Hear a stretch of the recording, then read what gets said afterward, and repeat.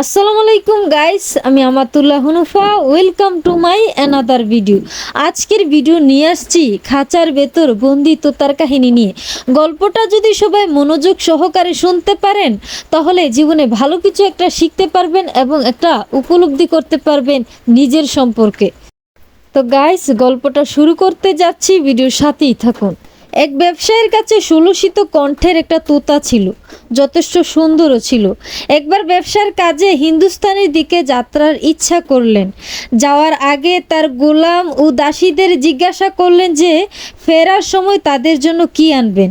একইভাবে প্রিয় তোতার কাছে জিজ্ঞাসা করলেন, হিন্দুস্তান থেকে আসার পথে তোমার জন্য কি আনবো, আর তোমার পক্ষ থেকে কোনো বার্তা আছে কি? তোতা বলল, হিন্দুস্তান থেকে আসতে পথে যদি কোনো বাগান বা বন পড়ে আর সেখানে তোতাদের দল চোখে পড়ে তাহলে আমার সালাম বলবেন, আর এটা জানাবেন এটা কি উচিত হবে যে আমি তোমাদের জন্য অস্থির হয়ে পড়ে রইব আর এভাবেই তোমাদের সাক্ষাতের বেদনা নিয়ে মরে যাব।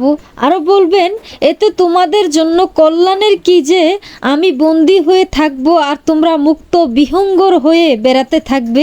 বন্ধুর স্মরণ বন্ধুর জন্য অত্যন্ত সম্মানজনক। ব্যবসায়ীর মাথায় এসবের আগা মাথা কিছুই ঢুকলো না, শুধু সে কথাগুলো স্মরণ করে চলে গেল।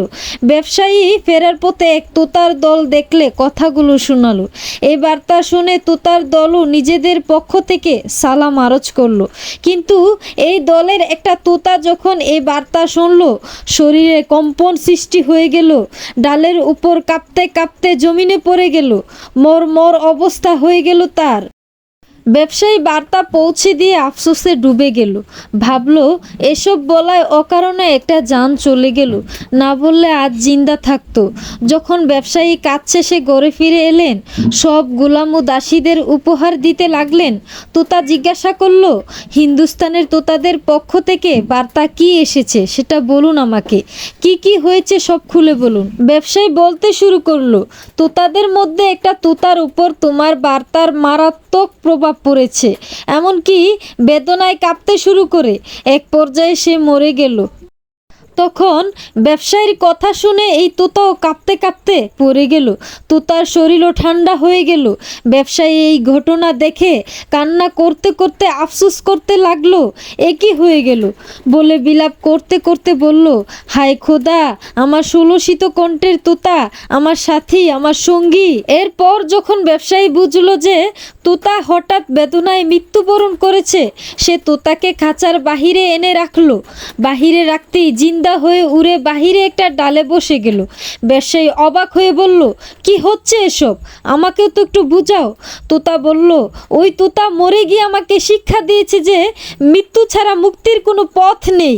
এরপর তোতা সালাম দিয়ে ব্যবসায়ীকে বিদায় জানিয়ে আকাশে পাখা মেলে উড়ে গেল।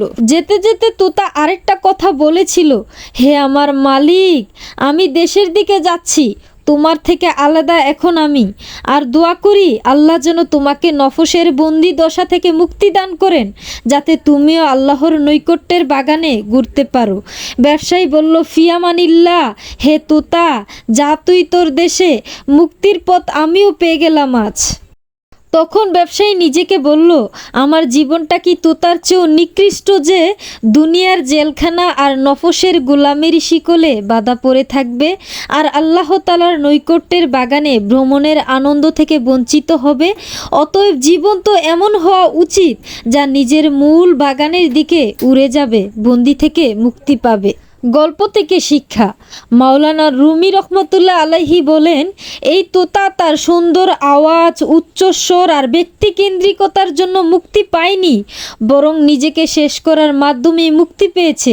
ঠিক এভাবেই কেউ যদি নিজেকে আল্লাহর মহাব্বত ও জান্নাতের হকদার মনে করে তাহলে তাকে নফস ও শয়তানের ফাঁদ থেকে মুক্ত হতে হবে।